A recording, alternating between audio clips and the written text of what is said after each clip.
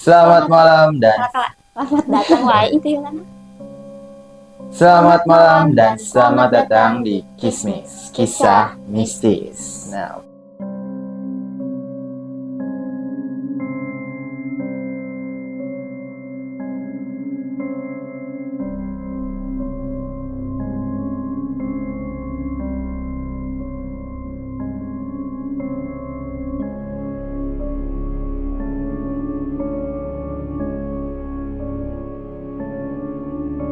oke, untuk mistis episode kali ini nih, teman-teman bakalan ditemani sama Entis dan juga Nawa. Nah, oke.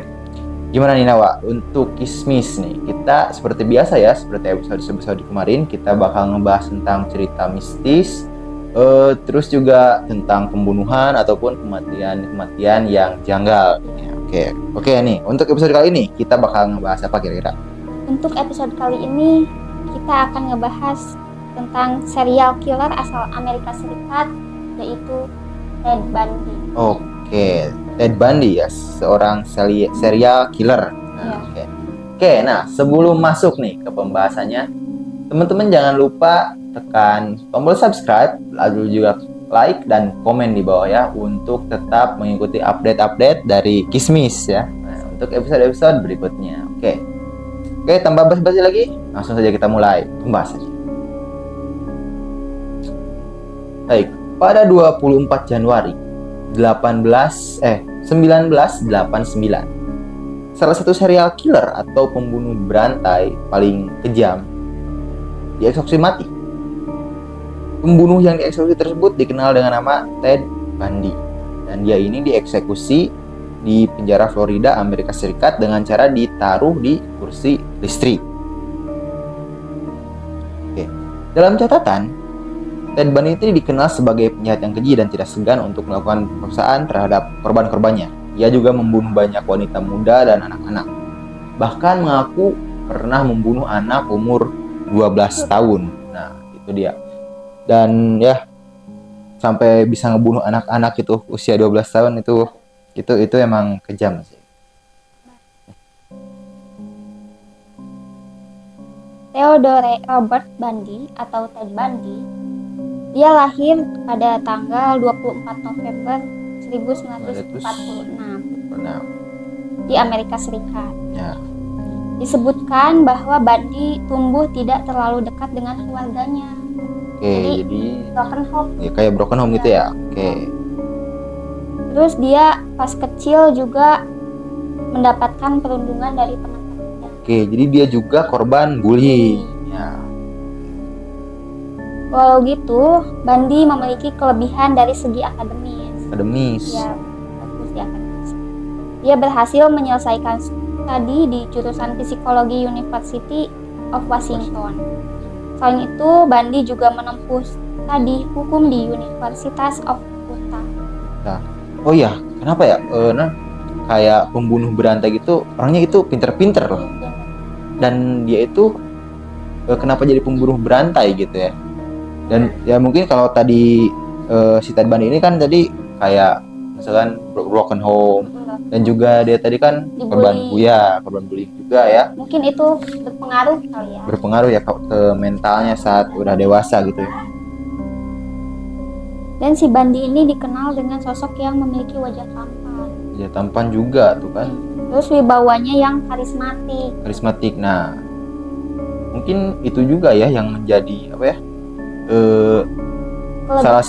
Salah satu mungkin bisa dipakai untuk dia tadi jadi membunuh gitu kan ya, sisi karismatik. Iya, betul. Hal itu membuat si Bundy mudah menjalin hubungan dengan banyak wanita. Oh ya, betul kan. Nah, oke, mungkin ini kayak apa ya?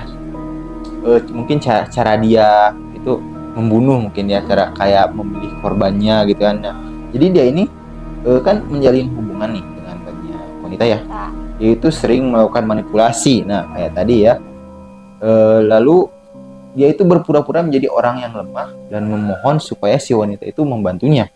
Nah, dan ini adalah keterangan dari salah satu wanita yang jadi korban Bundy, yaitu namanya Linda Ann Kelly. Sally merupakan korban pembunuhan pertama yang dilakukan oleh Bundy, yaitu merupakan seorang mahasiswa dari University of Washington yang Berarti dibunuh. Sama dong sama dia. Iya, jadi sekampus juga, dan dia dibunuh sama si Bundy ini pada Februari tahun 1974. Nah, dan selama tahun itu 1974 itu dia itu si Bundy ini mengaku udah melakukan 8 kali pembunuhan berantai di Oregon dan juga Washington ya, kayaknya di sekitaran kampusnya gitu mungkin ya. Selain itu, si Bundy ini juga mengaku bahwa dia telah membunuh 2 wanita yang hilang dari Taman Danau Samamis. Selain itu, ketika dia menempuh studi di Utah tadi kan, itu studi hukum kan ya, studi di Utah itu hukum, dia itu menculik dan juga membunuh banyak wanita. Kejam banget. Ya, nggak ternyata dia kuliah di 2 kampus itu pembunuhan semua isinya. Dia pembunuhan semua isinya.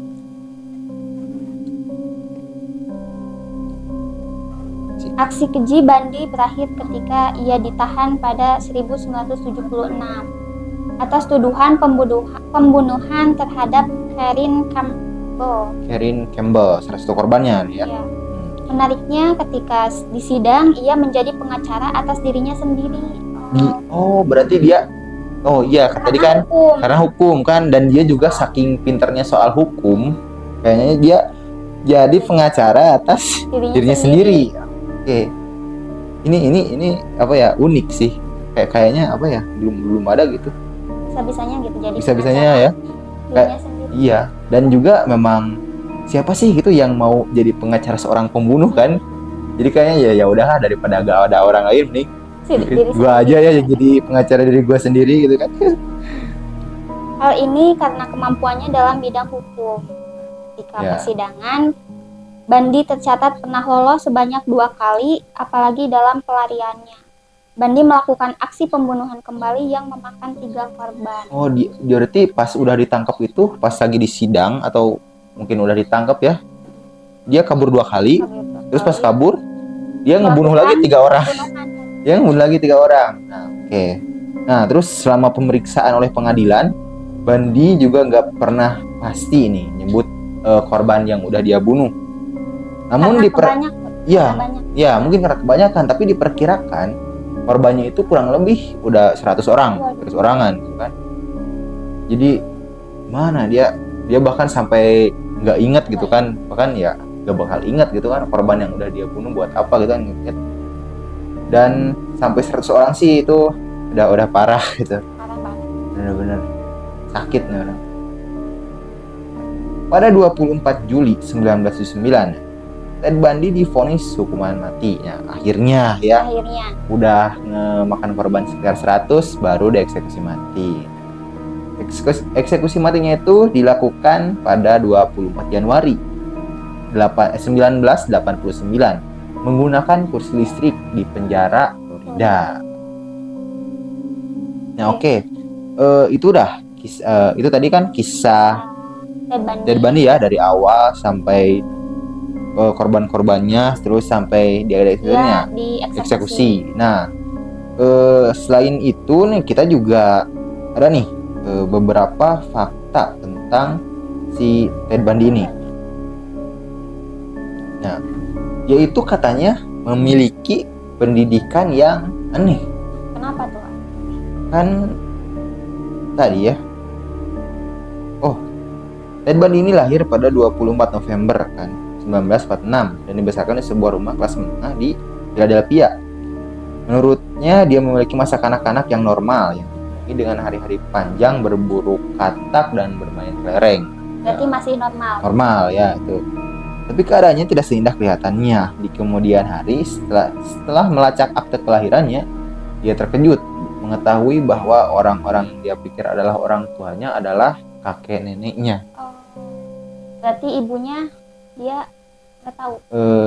Nggak tahu ya, kayaknya ya anak dari si kakek neneknya itu. Tapi dia kayaknya nggak tahu kan. Berarti baru tahu gitu. Ya baru tahu itu. Ternyata orang tuanya itu kakek sama neneknya, bukan orang tua aslinya. Dan katanya nih si kakek neneknya itu menganggap si Ted ini anak supaya menutupi kehamilan dari si anaknya itu yang nggak menikah Jadi katanya. hamil di luar nikah. Ya, lalu ditutupin si cucunya ini dianggap anak. Nah, buat tutupnya. Dia kemudian mengakui kebencian yang dirasakan terhadap ibunya atas kebohongan itu. Nah, karena bohong, dia jadi benci gitu sama ibunya dan bersikeras bahwa dia tidak dilecehkan dan tidak ada tentang asuhannya yang bisa menjelaskan mengapa dia melakukan kejahatan yang nah. Oke, untuk nomor 2 nih, dia membunuh lebih dari 30 wanita. Nah, itu kalau itu sih udah jelas kan, tadi aja korbannya sampai 100 gitu kan, jadi kalau ngebunuh lebih dari 30 wanita ya kayaknya udah ketebak sih ya, udah ketebak gitu kan. Dia itu enggan berbicara tentang korbannya yang lebih muda katanya, membuat pihak berwenang percaya bahwa dia mungkin telah membunuh sebanyak 100 wanita dan anak perempuan ya, kayak tadi udah jelasin. Jadi yang anak-anak mungkin nggak dia hitung bukan mungkin nggak dia nggak ngaku gitu ya. Nah tadi kan enggan berbicara gitu, jadi ya memang membunuh tuh, tapi yang membunuhnya ini doang, nggak ada yang lain yang dia bunuh juga nggak disebutin kayaknya gitu ya. Dan percobaan penculikannya pertama kali dikonfirmasi terjadi pada tahun 1969 di Ocean City, New Jersey. Jadi kalau penculikan itu kayaknya tadi pas kita baca itu pas dia kuliah di Utah ya. Ya, pas dia di Utah dia melakukan penculikan memperkosa. Iya. Dan tapi dia melakukan serangan paling awal yang diketahui pada tahun 1974 ketika dia menyelinap ke kamar tidur Karen Sparks yang berusia 18 tahun. Saat dia tidur dan tanpa ampun memukulinya dengan tongkat logam hingga cacat permanen. Tapi sama-sama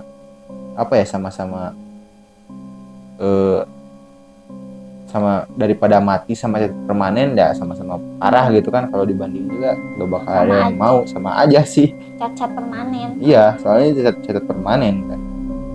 Nah oke. Untuk selanjutnya apa nih? Oke, fakta selanjutnya yaitu dia melarikan diri 2 kali. Dia melarikan diri 2 kali. Oh, kayak yang tadi ya, udah dibilang juga. Tidak butuh waktu lama bagi polisi untuk mulai mengumpulkan semua kemungkinan pembunuhan yang dilakukan Bundy. Pada tahun 1977, dia diadili atas pembunuhan Karen Campbell. Mantan mahasiswa hukum diberi izin untuk membela diri dan menggunakan perpustakaan hukum di gedung pengadilan ketika dia menemukan jendela terbuka dan melarikan diri. Oh, jadi dia kan jadi pengacara buat dirinya sendiri kan ya. Jadi dia kayaknya menggunakan perpustakaan gitu kan, jadi nyari buku gitu ya, soal hukum kayaknya. Terus pas ada jendela kebuka, dia kabur. Meski terjatuh dari lantai 2, dia berhasil menghindari polisi selama 8 hari. Tapi ini orang hebat ya. Menghindari polisi gitu. Jatuh dari lantai 2 itu loh. Lumayan kan, lantai 2 lumayan tinggi ya, lantai 2, dan dia sembunyi dari polisi selama 8 hari. Kemudian dia menarik Shawshank Redemption dan menggali lubang di atap sel penjaranya yang dia gunakan untuk merangkak ke bagian penjara yang kurang aman. Tuh. Ya kan?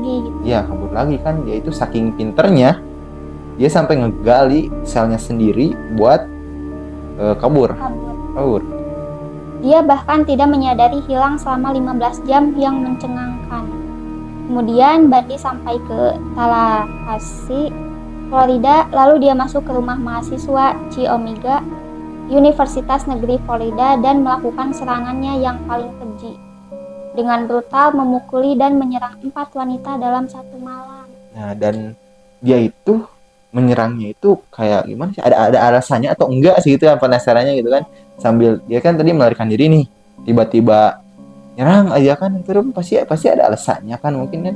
Mungkin karena dia benci ibunya kan. Oh, benci ibunya jadi cewek gitu. Ke semua cewek gitu kan bencinya. Bisa aja sih ya, soalnya kan punya trauma masa lalu juga kan tadi. Nah, oke. Fakta saja nih. Dia menikah selama hukumannya. Gimana gitu? Ya. Setelah Bandi diseret kembali untuk selamanya, dia dijatuhi hukuman mati. Tetapi hukumannya agak campur aduk. Dalam pergantian peristiwa yang sangat aneh, Bandi entah bagaimana berhasil melanjutkan hubungan dengan mantan rekan kerjanya, Carol Annie Boni. Dan selama hukumannya, dia memintanya untuk menikah dengannya. Dan Boni menerima lamarannya. Dia tahu nggak sih kalau? Ya kayaknya tahu kan, dia di penjara gitu. Dia udah kena hukuman mati kan masalahnya. Masa nggak tahu gitu. Tapi dia tetap diterima. Aneh banget. Ya itu definisi cinta itu buta. Cinta itu buta. Nah, tapi yang lebih aneh lagi, mereka dianggap menikah secara sah di tempat karena masalah teknis pengadilan. Itu sah loh. Karena masalah teknis pengadilan. Nah, Boni kemudian melahirkan seorang putri yang menurutnya berayakan Bandi, meskipun mereka tidak diizinkan melakukan kunjungan suami istri. Nah, dan sayangnya kegembiraan mereka berumur pendek. Bandi meninggal karena sengatan listrik pada 24 Januari 1989 di penjara negara bagian Florida dengan sorak-sorai lebih dari 2.000 orang yang kumpul di lapangan. Berarti jadi senang ya? Iya, jadi dia itu dieksekusi publik kayaknya, dieksekusi publik di ruang terbuka gitu di lapangan, dan ditonton sama 2.000 orang dan disorakin saat dia mati. Dan ya gimana ya, namanya juga pembunuh kan ya, orang-orang dia si pembunuhnya udah nggak ada ya, orang-orang seneng lah kan, dan disorak-sorakin ya kayaknya wajar sih. Tapi gimana ya, nyorak-nyorakin orang mati gitu kan agak gimana juga kan kalau di kita. Nah, itulah fakta dan juga kisah dari Ted Bundy ya, seorang serial killer yang membunuh lebih dari 100 orang, kurang lebih 100 orang ya. Dan bahkan dia juga nggak tahu jumlah pastinya ya berapa. Oke, itu dia. Mungkin untuk episode kali ini dicukupkan sekian ya dari kisah serial killer dari Ted Bundy tadi. Dan mungkin nih teman-teman yang mungkin punya rekomendasi kisah-kisah mistis atau kasus-kasus pembunuhan atau kematian yang janggal gitu kan, nah boleh ditulis di kolom komentar. Nah mungkin kita bakal bahas juga itu kan, nah di episode berikutnya. Oke, saya Antis pamit undur diri. Saya Nawa pamit undur diri. Dan ya jangan lupa like, komen, dan juga subscribe. Oke. Bye.